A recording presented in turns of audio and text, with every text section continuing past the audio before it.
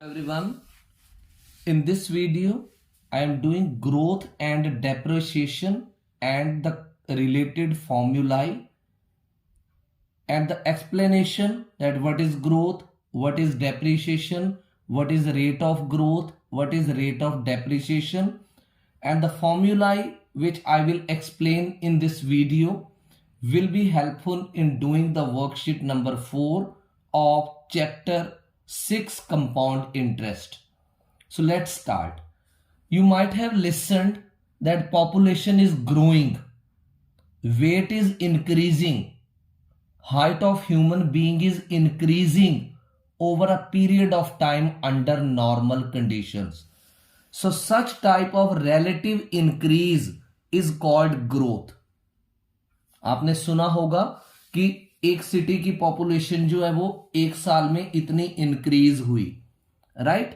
या किसी पर्सन का वेट जो है वो 6 मंथ्स में इतना इंक्रीज हुआ, या किसी की हाइट जो है वो एक साल में इतनी इंक्रीज हुई. तो ये जो रिलेटिव इंक्रीज होता है उसको ग्रोथ बोलते हैं. क्या बोलते हैं? Growth. And growth per unit time is called rate of growth. जैसे मैं पूछूं कि मान लो किसी पर्सन की हाइट 165 सेंटीमीटर थी जो एक साल के बाद 168 सेंटीमीटर हो गई, तो ये जो ग्रोथ हुई वो एक साल के अंदर हुई, तो इसको हम बोलेंगे growth per unit time is called as rate of growth. अब मेन जो फॉर्मूलाई है, number 1,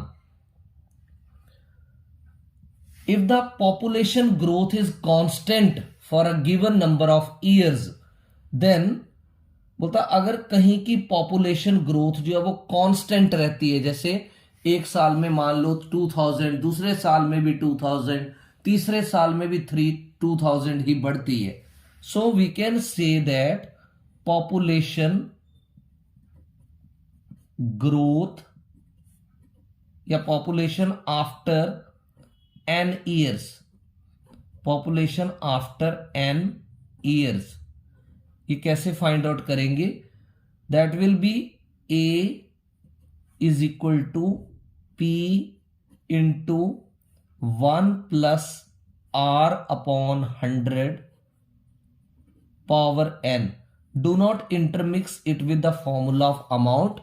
This formula will be applied to find the population of some town और city after n years. Next, मान लो पॉपुलेशन ग्रोथ वेरी करती है हर साल, right? Let population growth is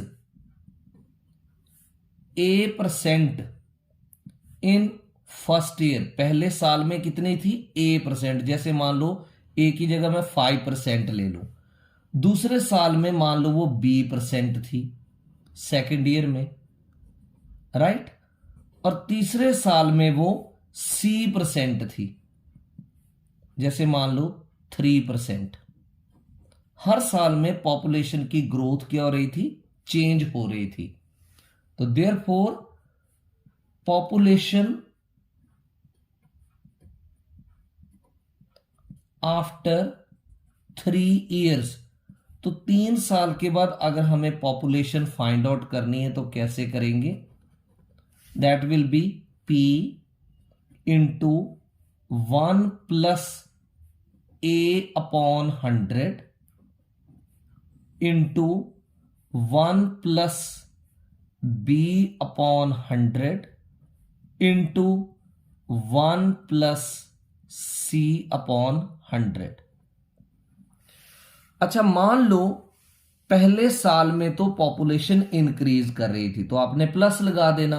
दूसरे में वो डिक्रीज की तो यहां प्लस की जगह लगेगा माइनस, और तीसरे में फिर से इंक्रीज की तो यहां क्या लगेगा? प्लस लगेगा. अब जो थर्ड फॉर्मूला वर्कशीट 4 में यूज होना है, if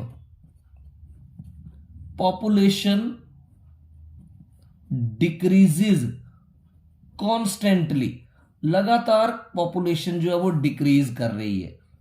if the population decreases constantly for n years, n years में या 2 years होगा या 3 years होगा या 4 years होगा, तो ऐसे केस में पॉपुलेशन आफ्टर n years, तो हमें n years के बाद क्या करनी है, पॉपुलेशन फाइंड आउट करनी है। तो क्या फॉर्मूला लगेगा, p इंटू 1, अब यहां प्लस ना लगकर माइनस लगा, r अपॉन 100 पावर n।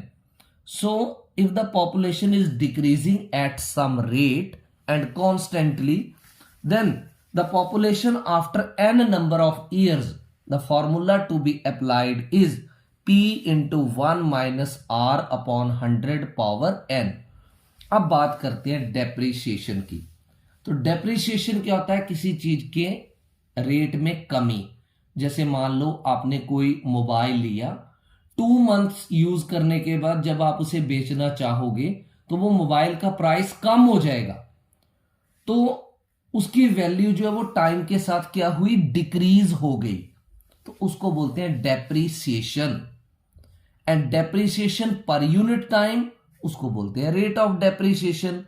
जैसे 1 साल में और वैल्यू डिक्रीज हो गई, 1 साल में और डिक्रीज हो गई, 1 साल में और डिक्रीज हो गई, तो उसको क्या बोलते हैं, रेट ऑफ डेप्रिसिएशन। अब आपकी वर्कशीट 4 जो है वो इन्हीं 3 फॉर्मूला के ऊपर डिपेंड करेगी। तो आपने पहले इनकी एक्सप्लेनेशन को अगर अच्छे से समझ लिया है तो worksheet number 4 is very very easy for you. और सारी की सारी वर्कशीट 4 के जितने भी क्वेश्चंस हैं, ये इसके वर्कशीट 4 के 6 क्वेश्चंस हैं। मैं सभी क्वेश्चंस एक वीडियो में कर दूंगा ताकि आपको एक सिंगल वीडियो में सभी सॉल्यूशंस मिल जाए। I hope you have understood the explanation of this part clearly. Thank you.